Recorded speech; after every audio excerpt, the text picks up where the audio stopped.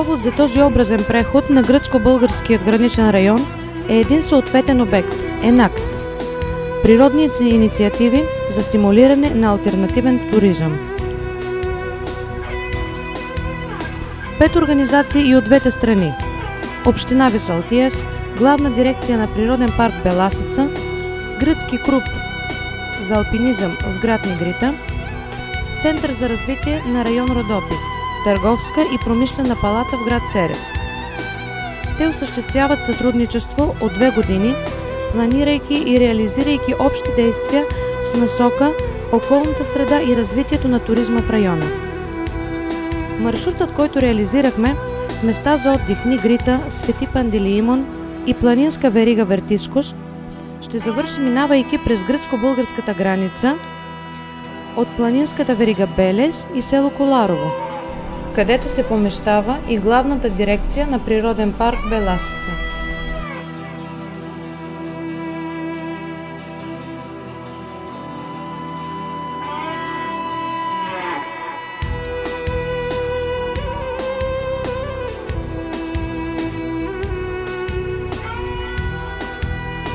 Община Висалтиес е община от област Централна Македония, съставена на 1 януари 2011 година от сливането на съществуващите вече общини Ахину, Висалтиес, Нигрита и Трагило.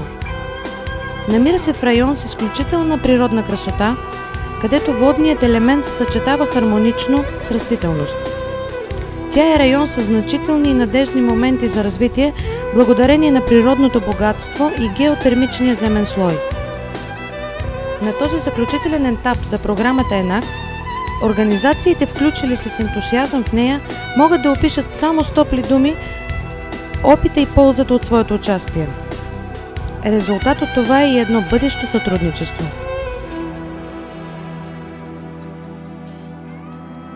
Στο ξεκίνημα της λειτουργίας του νέου καλλικρατικού Δήμου Βυσσαλτίας αναλάβαμε την υλοποίηση του διασυνοριακού έργου ΕΝΑΚΤ. Създаването на новата община Висалтия поехме реализирането на трансграничната програма ЕНАКТ.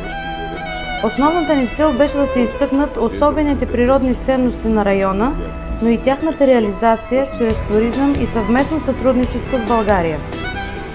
Желанието ни е да се възползваме от всички опити за програмирането на нови обекти с наблягане на културното и природно богатство на областта, както и на района. Дирекцията на Природен парк Беласица е сравнително нова дирекция. Самият природен парк бе обявен през 2007 година. През 2008 година бе създаден всъщност и административната структура. Тя се състои от 4 човека, които работят и които всъщност реализират целите на парка. Природен парк Беласица е най-новият природен парк в България, 11-ти подред и единственият природен парк на територията на Благоевградска област.